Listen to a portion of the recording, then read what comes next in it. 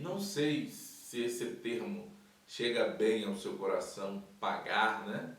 Mas eu gosto de usar investir.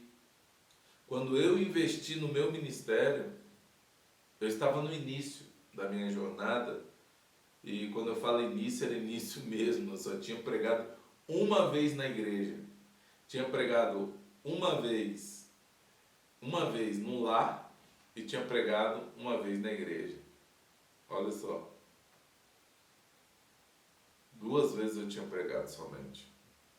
E aí, quando eu comecei a investir em um método, e nessa época eu fiz o CETREP, que era uma extensão de um seminário que tinha lá na minha cidade, seminário de treinamento de aperfeiçoamento de pastores e pregadores. Quando eu fiz esse seminário, eu não queria fazer. Eu não queria fazer. Pastor, mas você não queria fazer, por que você fez? Eu não queria fazer pelo fato de que eu achava que para pregar não precisava disso. Só que um grande amigo meu, ele insistiu tanto comigo, você tem que ir, você tem que ir, você tem que ir, você tem que ir, você tem que ir, que eu falei com ele, não rapaz, isso não existe. Olha só, irmão, nós estamos falando de 12 anos atrás, olha isso aqui. Eu falei, não, isso não existe, não existe, não existe, não existe. Ele falou comigo assim, Patrick, vamos lá rapaz, assiste só a primeira aula. Se você não gostar, nem precisa voltar. Se você não gostar, não precisa você voltar não. Fica tranquilo, fica em paz. Falei, se for assim então eu vou. E fui. Gostar, irmão? Eu terminei o curso. Terminei. Depois de 6 meses estava eu lá com o canudão na mão. Por quê? Porque eu vi a necessidade que eu tinha e a ignorância e o preconceito que eu tinha também, que Deus jogou por terra através daqueles homens que me ensinaram grandes coisas. Mas não foram coisas pequenas não, foram grandes coisas. E depois daquilo, irmãos, para a honra e glória do nome do Senhor Jesus Cristo, eu comecei a pregar melhor. E eu comecei a ver e mapear aonde eu estava errando, aonde eu tinha que melhorar, os pontos, sabe? Eu comecei a ter uma visão melhor daquilo que eu estava fazendo. E com isso eu comecei a me aperfeiçoar, novos convites foram aparecendo, eu fui vencendo os meus medos, eu fui vencendo as minhas frustrações, eu fui vencendo aquilo que me travava, sabe? Aquilo que me travava de pregar. Eu fui vencendo o medo de esquecer o que eu ia falar, eu fui vencendo o medo de dar um branco na mente, eu fui vencendo o medo de gaguejar, eu fui vencendo o medo de gesticular, de me posicionar, de saber a minha tonalidade correta na hora de pregar. Eu fui vencendo o medo, todos esses medos. Eu fui vencendo o medo de saber organizar um sermão da maneira certa. Eu fui vencendo esses medos.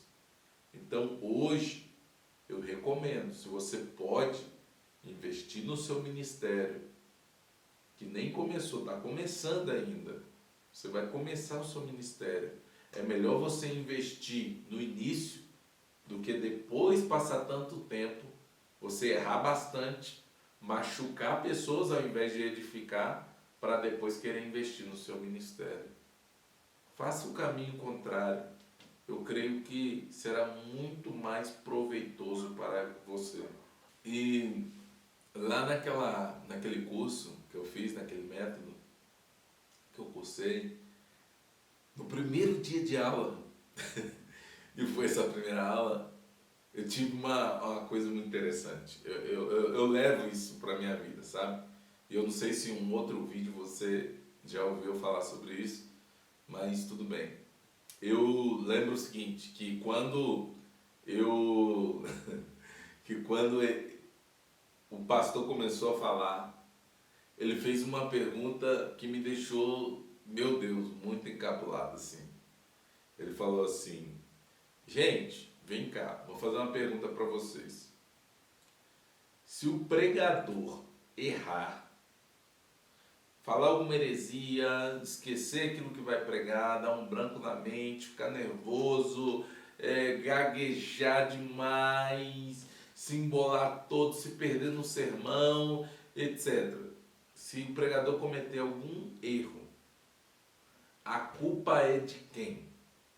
A culpa é do Espírito Santo ou a culpa é dele? Aí aquilo ficou um nó na minha cabeça. Um nó. Por quê? Porque eu pensava o seguinte: não, quando nós vamos pregar, Deus vai falar, Deus vai, ministrar na nossa vida, logo é Deus que está falando. E se é Deus que está falando, ele não pode errar. Mas o homem é falho. Eu fiquei com isso, sabe? Aquele embate assim, o homem é falho, Deus não é falho. Não, então pastor, peraí. Se alguém errar é porque ele está na carne. Aí me embaralhou todo, irmão. Me embaralhou todo. Eu fiquei confuso. E o pastor viu que não era só eu que estava confuso, que era o professor ali, né? Não era só eu que estava confuso. Todos os irmãos ficaram confusos também. Ficaram confusos, ficaram com aquilo na cabeça. E agora? Quem está errado? Quem falhou? Quem? E aí ele falou: olha, irmãos, deixa eu te falar uma coisa aqui para vocês. A culpa é do pregador. Por quê? O pregador é o porta-voz de Deus. Então Deus dá a mensagem para ele. Mas a maneira que ele vai passar essa mensagem é problema dele. Então, se ele errar no dia da mensagem, o problema é dele. Ele vai ter que arcar com as responsabilidades. Logo, eu pude entender que o ofício de ser pregador é uma responsabilidade muito grande. E eu não poderia jamais levar a palavra de Deus sem me preparar para isso, sem estar capacitado para isso. E eu precisava aprender aos pés de alguém. Eu precisava ser doutrinado, ser ensinado por alguém. Eu precisava. Porque eu entendi que não era só eu lá, abrir a Bíblia e começar a falar. Não, eu ia estar lidando com vidas. Então, se você vai começar o seu ministério e quer vencer esse medo de pregar, esse medo de, meu Deus, como que eu vou pregar uma mensagem impactante? Como que eu vou fazer, Senhor? Esta série aqui é para você, desbloqueando o pregador que há em ti. Essa série é para você.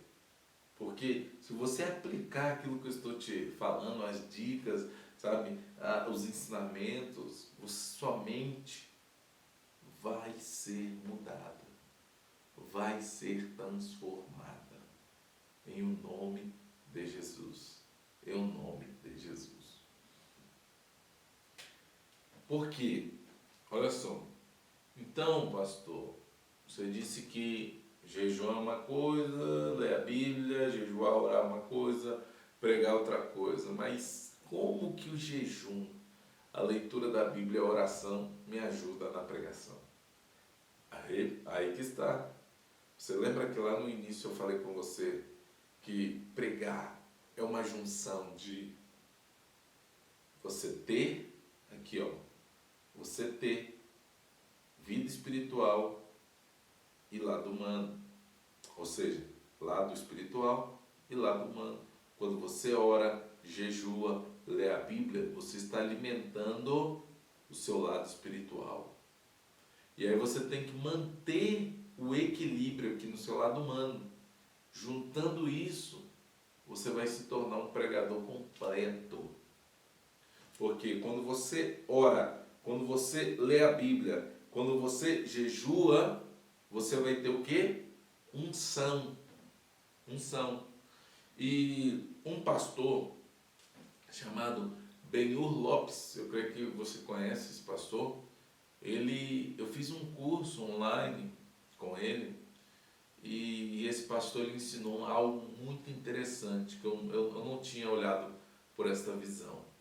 Ele disse o seguinte, que quando você tem unção, a unção potencializa os dons espirituais e naturais que estão na tua vida. Vou repetir. O pastor disse: a unção potencializa os dons naturais e espirituais que você tem na tua vida. Então, se você fala bem, imagine você com unção, você vai falar muito melhor. Então, se Deus te usa no ministério de cura divina, com unção,